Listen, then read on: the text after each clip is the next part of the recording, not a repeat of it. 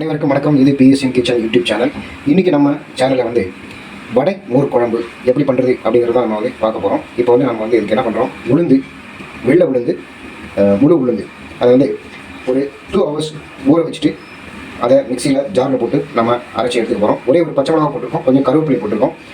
அதில் வந்து கொஞ்சம் ஒரு 1/2 ஸ்பூன் அளவுக்கு உப்பு போட்டிருக்கோம், கொஞ்சம் கொத்தமல்லியை அதில் ஆட் பண்ணிவிட்டு வடைக்கு நம்ம எப்படி அரைப்போமோ அதே மாதிரி அரைச்சி ரெடி பண்ணி தனியாக எடுத்து வச்சுக்கிறோம். இப்போ நம்ம வந்து ஒரு வடை செய்கிறது அளவுக்கு மாவு அரைச்சி தனியாக எடுத்து வச்சிட்டோம். அடுத்ததாக பார்த்தீங்கன்னா ஒரு அரை முடி தேங்காய் சின்ன சின்னதாக இந்த மாதிரி கட் பண்ணி வச்சுக்காங்க. கொஞ்சம் கருவேப்பிலை, ஒரு பச்சை மிளகாய், கொஞ்சம் கொத்தமல்லி, இதை அத்தனையும் நாம் வந்து மிக்சியில் ஜாரில் போட்டு நல்ல மையாக அரைச்சி ரெடி பண்ணி வச்சுக்கணும். எல்லாத்தையும் ரெடி பண்ணி வச்சுட்டு அதுக்கப்புறம் நம்ம வந்து மோர் குழம்பு செய்ய தயாராகும். கொஞ்சம் மிளகு ஆட் பண்ணிக்காங்க. ஒரே ஒரு பச்சை மிளகாய், ஒரு 1/2 ஸ்பூன் அளவுக்கு மிளகு ஆட் பண்ணிக்கோங்க.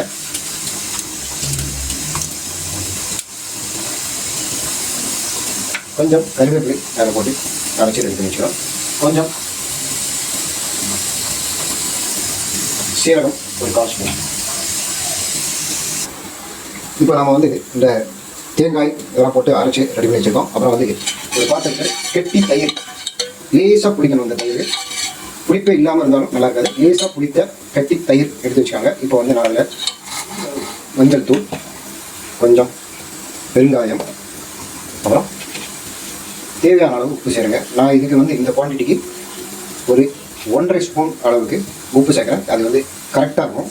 அதோடு சேர்த்து இப்போ இந்த தேங்காய் கலவையை நான் அதில் வந்து கலக்கிறேன்.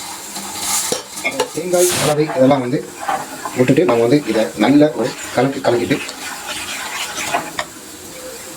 ஒரு 5 minutes இதை நம்ம ஊற வச்சோம்.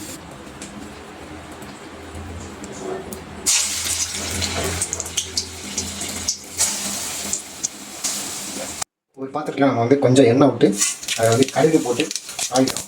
கடுகு போட்டுட்டு அதை எடுத்த பிறகு கொஞ்சம் கருவேப்பிலை அடுப்பை சின்னதாக இருக்குது. கருவேப்பிலையை அதில் போட்டுங்க. போட்டுட்டு நம்ம ஏற்கனவே கரைச்சி வச்சுக்கிற அந்த மூட்டை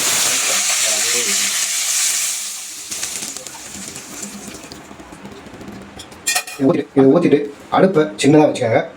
பெருசாக வச்சுறாங்க. ரொம்ப கொதிக்க விடக்கூடாது. கொதிக்க விட்டிங்கன்னா மோர் குழம்பு நீர்த்து போயிடும், கட்டியாக இருக்காது.